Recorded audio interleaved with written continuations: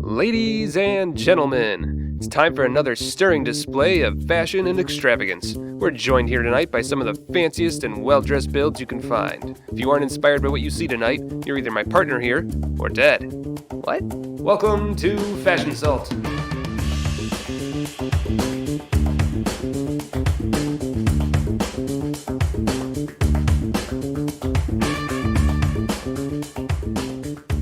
We've got ourselves a great show tonight, Carl.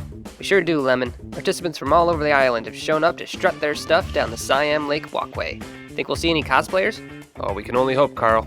For anyone unfamiliar with our little soiree, let's go over the rules. First, participants must be wearing something before walking down the runway. We allowed nude builds last year, and the FCC bore down on us so fast that even angsty bones in the audience couldn't warp away. I still see them whenever I close my eyes. That's something you should be telling your therapist, Carl. Second, a build gets points based on how stylish it looks, and gets extra points if it's also utilitarian to boot. What if it's utilitarian and stylish to boot? Never happened, Carl. And lastly, every build must woo and wow us with any skills they can muster when they reach the talent portion of the runway for a few extra points.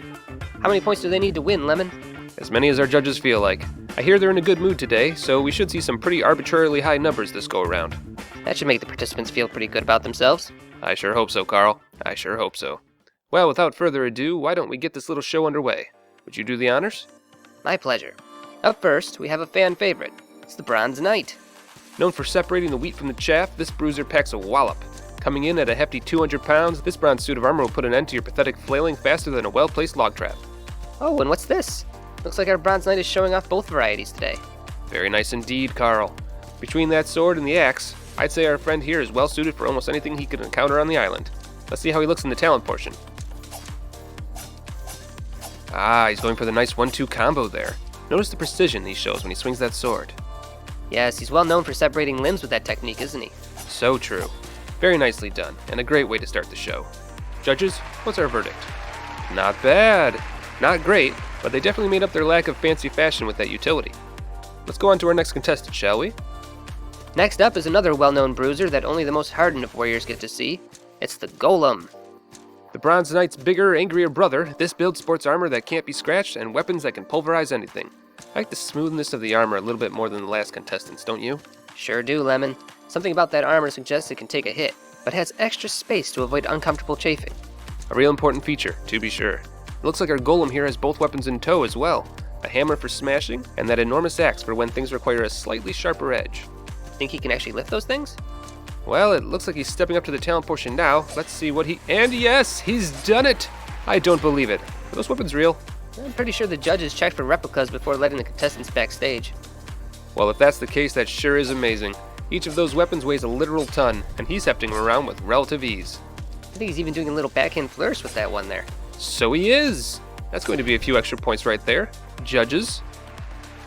Yes, I do believe that's done it. That little flourish puts him ahead. An excellent choice. Up next, we have an interesting choice of build. It's Karstraw's Revenge. An odd idea for sure, considering how much of a pushover Karstraw tends to be. There's no doubt that armor is stylish, though. I like how he made the tattered clothes really work for him, you know? Yeah, me too. And those weapons sure do look great. Something about their design screams elegance, while still remaining simple. You gotta appreciate that sharp attention to detail. No puns while I'm alive, Carl. Sorry. Well, let's move on to the talent portion, shall we?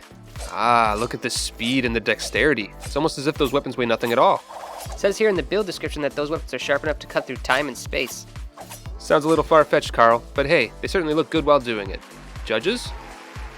Well, looks like Karstraw is getting his revenge after all. A fantastic display. Let's put him ahead of the rest. I like the fancy spins. You and the judges both, it seems. Up next, we have something a bit more technical. Give it up for the Tainted Knight. There sure are a lot of cosplayers this time around, huh, Lemon? Must have been a tough year, Carl. Can't say I blame them. Looking through the notes here, it seems that this build is a little bit more complicated than your average build. With fancy armor and weapons in hand, you'll blow away the competition as soon as you walk in the room, but that's not all. Apparently, when the player is corrupted, that shield drains the user's health over time. Is that a positive? It's not, but the shield also regains the user's health every time the user gets hit. An interesting mechanic to be sure. It looks like he's having a little trouble with that poleaxe. Ah, that's the beauty of it, Carl. While two-handing that poleaxe, he has all the grace of a metal hummingbird, and he can easily switch to the great shield to block incoming attacks and regain health before switching back to his sharpened blade. That sounds difficult. Probably, but you can't deny that it's unheard of. Let's see if that counts for anything for our judges. Not quite sure what to make of that. I think the build got docked a little bit for being a bit harder to use than the others. I mean, I like the letter Q. It's like the letter O, but it's wearing a fancy little tailcoat. I like your optimism, Carl. Let's move on to the next contestant, shall we? Looks like we're moving away from the cosplays and into the unique builds. That's right. Up next we have The Last Samurai. Bringing all the glory and greatness of feudal Japan to the runway, this build shows off that beautiful samurai armor and authentic weapons they're so well known for. Right you are, Carl. Looks like our friend here brought the full setup. Not only does he have his tachi, but he also has his naginata for those long-reaching enemies. It appears he's also brought his bow to the fray as well. A build for all occasions, to be sure. This samurai won't be caught unawares. Is that? Why yes, I do believe he's pulled out the legendary Shikimaru. A sword known for its magical prowess. It appears that this build has— Oh no! Oh, how unfortunate. That slipped right out of his hands, Lemon. I saw, Carl. Oh, and now he's trying to run off. Oh, the shame and humiliation. The judges aren't going to like that one. Ooh, that's some harsh ratings there. Well, when you don't respect the blade, things like this are bound to happen. What a tragedy. Let's wash that taste out of our mouths, shall we? Funny you say that, Lemon. Next up is the shiniest boy. My God, what glorious armor. Look at that sheen. It must have taken him weeks to get it polished like that. That's right. Sporting both flashy armor and flashy movesets, this build is a force to be reckoned with. If you're going to aggro enemies, aggro them in style. And what's this? It looks like he's brought some gold wine to the party. Ah! Oh God! My eyes! My eyes! Lemon, where are you? I can't see! It burns! The intensity of 1,000 suns! Come away from the light, Lemon! Don't go into the light!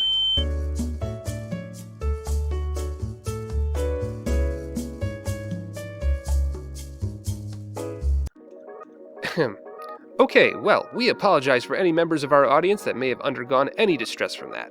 I'm told by our doctors on staff that your vision should return to you in a matter of days. Judges? Wow, that sure seems to have impressed the judges, Lemon. Seems that way, Carl. Seems that way. Who do we have next? Last on the docket is, I'm not sure what this means. Lemon? It looks like that says the 500 subscriber special. Is that a potato? I think that's a man wearing a potato. Alright. More starch than man. This walking garden product looks like it was pulled right from the ground this morning. I think I could still see some of the roots. Oh yeah, look at that. Huh.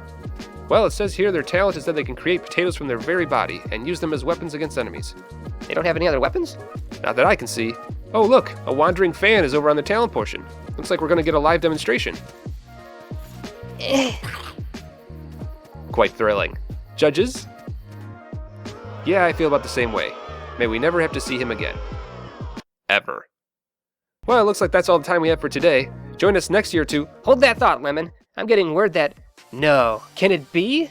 Ladies and gentlemen, we were told he was too busy to make it this year, but he seems to have found the time. You don't mean. I do. Put your hands together, everyone, for the one, the only, Giant Dad.